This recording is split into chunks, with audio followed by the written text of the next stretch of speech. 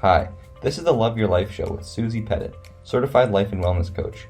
Join Susie as she helps you with your wellness and mindset so you can live a life you love. Let's go, warriors! Hi, warrior, and welcome. I am so glad you're here. It is me, Susie Pettit, your certified life and parent coach. And I know I say every week that I'm glad that you're here. And I mean it every week. And yet I'm finding that this week, I really mean it. Okay, if you're listening real time and you live in the US, you are celebrating Independence Day. Okay, this releases on a Wednesday, so you just celebrated it. And yet, in fact, no matter where you're listening, I encourage you to take July 4th or the beginning of July and make it your own Independence Day. It is a great time of year. It's more than halfway through the year. And it's a great time to pause and think of where you'd like to feel more free, more independent in your life. Okay. I got into this practice almost a decade ago. I can't believe it's almost a decade, but this is the day my divorce papers were signed, the day before the U.S. Independence Day. Okay, and in fact, it was on July 4th that after signing those papers, I went and got my tattoo around my wrist that says warrior. Okay, I took that day to draw a line in the sand and declare my independence. And I find that every year since then, I use this time of year as a great time to create more independence and emotional freedom for myself. I like to ask myself, where can I feel more in control of my life? Okay, and I'm telling you, today, this is why I'm excited you're here, because the way of thinking and looking at things that I describe in this episode has the power to bring you incredible ease and freedom in your life. So much so. If you're a human with a thinking brain, you probably have some ideas of how others should live their lives. I know I do. Okay, we see decisions others are making, and then we might think that they should be doing things differently, or that there's a better way of doing things. Okay, we might hear of a friend's experience or a kid's situation and think they should do it our way, or that our way is the right way, and they should listen. Okay, I know I do this. I get into this sort of rigidity in my thinking around what others are doing in their lives. Okay, and that is the opposite of freeing, the opposite of independence. Okay, it's so annoying, eh? Because as of now, at least, we can't control what other people are doing. But I feel out of control when I'm thinking I can, when I'm getting irritated with what they're doing. And yet we can't control those other humans. So other people, our friends, our husbands, even our kids are going to do things their way. Gasp. They're going to have a way of doing things that will not always align with our way of doing things. And the practice I speak of today will bring you freedom from that tight feeling in your chest, like they're doing it wrong. Okay, so let's dive in. In every episode, I try to bring you practical and actionable tips and tools that will help you live a life you love. Okay, if you find this episode impactful to you, please share it with someone else. That's how we get the message out. Okay. Also, with all my episodes, the growth comes when you can take your listening and learning to a next deeper level, and you step into sort of seeing how what I'm talking about relates to your own life. Okay, so sort of pausing and thinking of when you felt that, like when's the last time you felt that experience, like people were doing it wrong. Okay, when's the last time you felt hurt or upset by something someone said or did? When's the last time you maybe thought they need to apologize for what they said or did? Or maybe they need to apologize to my kid if you're a mom. Okay, when was the last time you thought they hurt my feelings or they made me sad? Okay, where are you thinking someone owes you an apology? Or maybe your brain has been listening to the Love Your Life show for a while. You're an OG, you've been a lifer, listener, okay, for so long. And so your brain won't let you go there. And it says, other people can't hurt my feelings, Susie. Okay, it's only my thoughts that hurt my feelings. And so we may need to get a bit trickier with your brain. Okay, because I want you to get the deep freedom that's available to you in this episode. So in order to find an example that resonates with you, that you can benefit from, okay, maybe ask your brain, if there's nothing coming up with those first questions, then ask yourself, when was the last time you felt annoyed? When did you feel irritated or frustrated because you thought someone was doing something wrong? or thinking about it in the wrong way. For me, this can feel like a real heavy tightness in my chest, like teeth gripping, chest tightening ick. Okay, so try to think of like the thought of when you thought people are doing it wrong, or maybe that feeling in your body. However you get to it. Okay, try to figure it out. Like to me, it's that heavy tightness in my chest, like my teeth are gripping, coupled with this righteousness in my head. I think thoughts like they're doing it wrong, or they should be doing it my way. It's like there's a little toddler in my head pounding her fists on a counter somewhere, saying, but wait, that's wrong. That's the wrong way to do it. Okay, if you can't think of a particular time right now, that's fine. Keep listening. I'm going to give you some examples in just a second that might resonate. But please plan to re-listen to this episode again, so when you think of your personal example, you can work through these steps and feel the freedom too. All right, let me give you 3 examples that have come up in my community and life recently that you may be able to relate to. I have changed all the names of the people that I mentioned, and I've gotten permission to share these stories, just for the record. Okay, the first one, let's take Judy. Call her Judy is a mom with a 12-year-old daughter who we'll call Mary. Okay, in the middle of their school year this past year, a family moved onto their street who also has a 12-year-old daughter. We'll call that girl Ellen.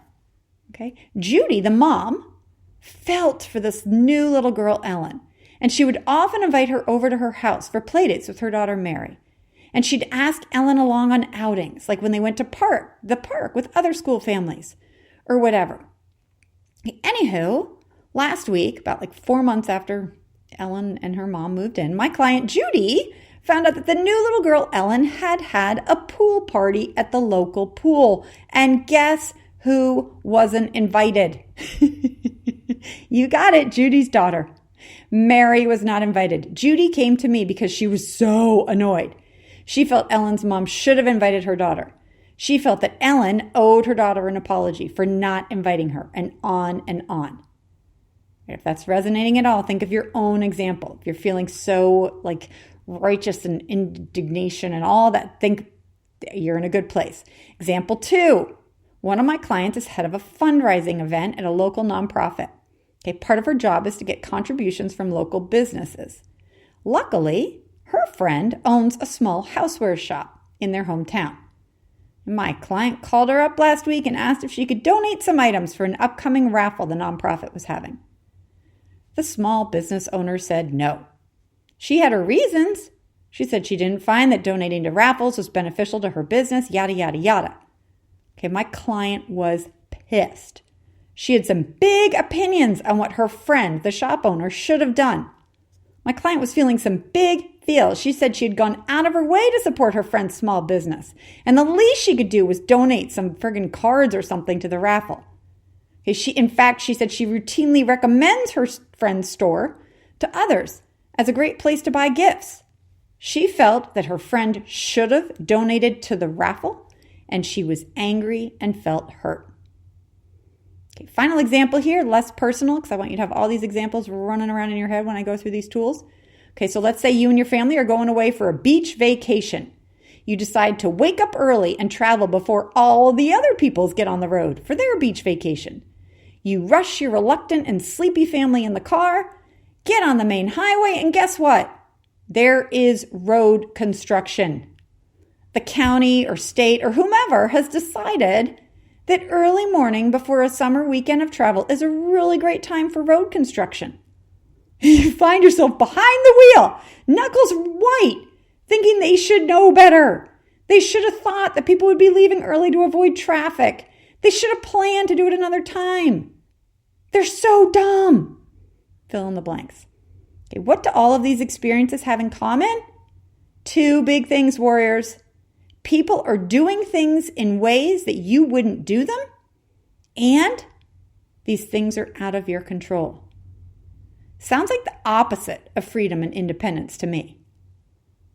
Okay? To me, when I think of these experiences in the way my normal human brain wants me to think about them, I feel tight. I feel victim-y. I feel pissed. And as I said about this episode, it's not about like how to feel more pissed. I don't want that for you. I want you to feel more free. So let's go. The first tool I want to share is one I've shared before in other podcast episodes. Okay, I've talked about alternative thinking or flipping it or forethought turnaround. Today I'm going to talk about this practice of thinking that's called, how is this not about me thinking? Our brain is wired to take things very personally. Our brain's default setting is to take the things that are happening in our lives and make them about us. How does this have to do with us? And our first power move today is to practice more adult thinking, the next level of cognition, by asking ourselves, how is this not about me? How could I not take this so personally? How could I make the pool party less personal for me and my family? How could I not get so upset about my friend's thought that that she doesn't want to donate to the raffle? How could I not get so bothered by the road construction? And on and on and on. Using this higher level of thinking to step out of our brain's default that everything is about us is super empowering and helpful. It just gives us a little space to take like a breath. Okay? And yet sometimes we just can't get there. Or maybe we can just a bit, but it's not enough to let go of the hurt and anger and betrayal. We're like, yeah, I can see that the road construction isn't about me or that, but we're still stuck there. And so I just thought of another example that's going to help here too. Okay, my friend has a niece who's a senior in high school, and they live near each other. She lives near her niece, and she's lived near her niece ever since her niece was born. And this friend has spent a lot of time with her niece as her niece was growing up. She's taken her to special events. She's made time for her niece's birthdays. I think she's been to every single one of her niece's birthday parties that she's been invited to. She's been there when the niece was having issues or life problems. Okay, my friend just called, very upset, and said, Susie, help me walk off the ledge. Okay, because she found out that her niece had written her college essay about a different aunt, her other aunt. Okay, the college essay was about something about like an influential person in your life. And the niece had written the essay about the other aunt, the aunt who lived out of town, warriors, and hardly ever visited. The aunt who didn't take time off of work when the niece was emotional. The aunt who missed birthdays and holidays and didn't know all the ins and outs of her niece's life and which boyfriend was and what nail polish, all that. What? Help, Susie? Well, using the first practice that I just talked about, like how is this not about you, was not available to my friend when she called. She was like, come on, Susie, of course it's about me. The essay asked for an influential person in her life, and she chooses the absent aunt? Come on. And I get it. Can't you see how it would be hard for my friend to think that way? Okay. So when we get stuck in a story, thinking about using any of my tools, about how it's not about me or alternative explanations or the flip it tool, those can seem really distant and inaccessible. Okay. And yet I'm a coach at heart, so I'm not just going to leave you flagging out there. I want you to feel your feelings. And yet I'm not going to let someone get stuck in their hurt if they're asking for guidance and relief. And this is where the second tool comes in. Okay, if you saw the title of my podcast, you might already know what I'm talking about. And it's making its rounds on Instagram and social media. Mel Robbins did a podcast about it. I'm taking a little bit of a different spin, but it is called the let them theory. This is where we let people be them. We let the peoples in our lives do what the people are going to do. We let them. Because here's the reality, warriors. We don't have control over what other people do. It's so frustrating we don't have control over what other people do. We don't have control over what other people say. We don't have control over what other people think. And we get ourselves in so much trouble when we think we do. Okay, think of yourself if you're a parent when you're trying to coerce your teenager to do something your way, or your husband to see the right way. I'll speak for myself. It is not pretty. Okay, we usually get into this sort of nasty, guilt, shame, passive-aggressive, manipulative type of behavior. That's not relationship building. It's not like love your life show material. Okay? Nor does it feel good to you, your little nervous system, my dear warrior. It is the opposite of emotional freedom and empowerment. Okay, so I want you to see how letting the people be the people, can put you back in the control seat. How it can be so empowering. Even if You still think they're doing it wrong or that your way would be better. I'm totally fine with you continuing to think that. You can think that they're wrong, that they should be living in line with Susie's rules of the universe and poor them. And let them. Okay, practice saying things like this in your head. These are things that I say. I'm going to let them make a bad decision. I'm going to let them be wrong about this. I'm going to let them make a poor choice. I'm going to let them not invite my daughter to the pool party. I'm going to let my niece be misguided and think her other aunt is more influential than me. I'm going to let them do road construction on the road during this dumb time. Do you get it? Do you see how there's a little bit of release of control? The power in letting go and letting them be them? Sure, try the first step by asking yourself the warrior question of how does this not have to do with me? And then the second power move is you let them. Give them permission to be who they're going to be. Because I'm just saying that they're going to say and do what they're going to say and do. If there was another way, if I knew how to coerce people and get them to think what you want them to, I'd do, but it doesn't work. Okay? That's why this let them tool is so powerful. Because how many of us, myself included, spend time trying to control things we can't control, or trying to give advice to tell people how to do things the way we would do them if we were them. They're not us. I did a podcast in the spring about how our next stage of adult growth is stepping out of black and white or right and wrong thinking. I will link it in the show notes at smbwell.com/256 because it is worth a re-listen to for sure, because this is a stage of development. It's not a flip switch of development, meaning it's not a one and done. It's something you'll be working on for at least a decade. Okay? Possibly two. I think technically it's like between 40 and 60. And I don't mean that to discourage you, work on it. It's not like where you are at 60 is the same place you're going to be at 40. And yet we need to work on it. Each time you work on it, you'll feel more and more free. Okay, so while you're working on it, while you're in it, while you're in this stage of development, let a part of your brain think there's a right way and a wrong way. That your way is the right way and their way is the wrong way. That's fine. Keep that in your head. And let's practice letting them. Let them do it wrong. Let them do it the wrong way.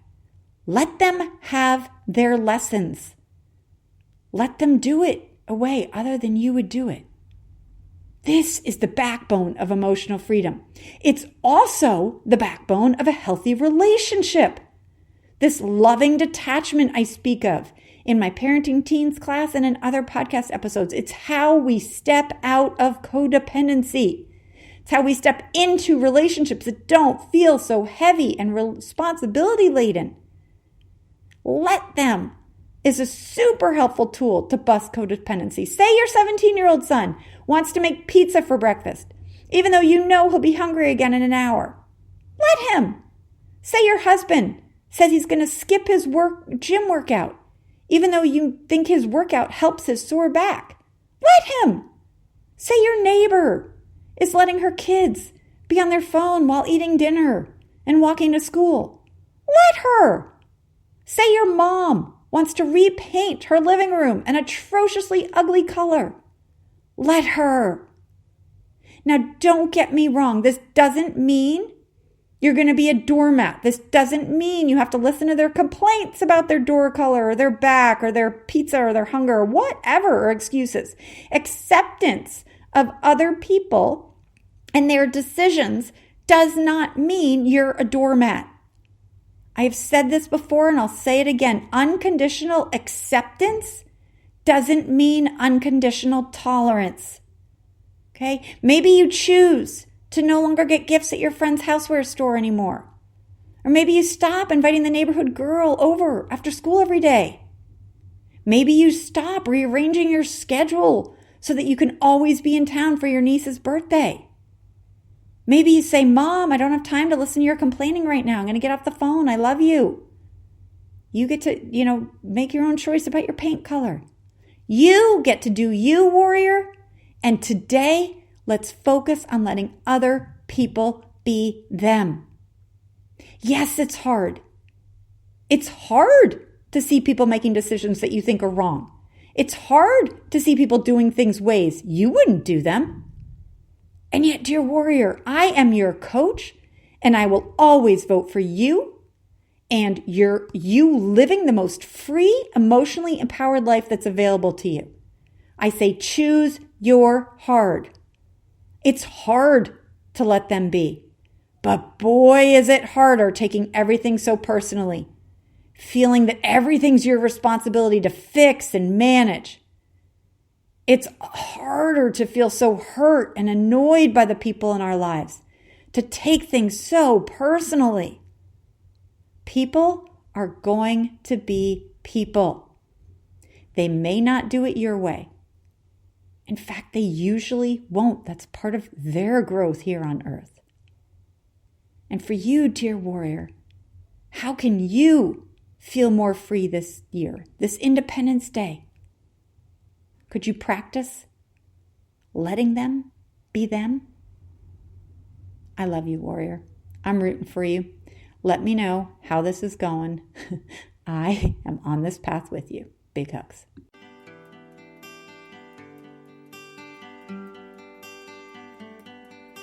Thank you for listening to the Love Your Life show. If you want to hear more from Susie and support the show, be sure to subscribe to this podcast on iTunes. Also, leave a review and share this podcast with friends and family. Go get 'em, warriors.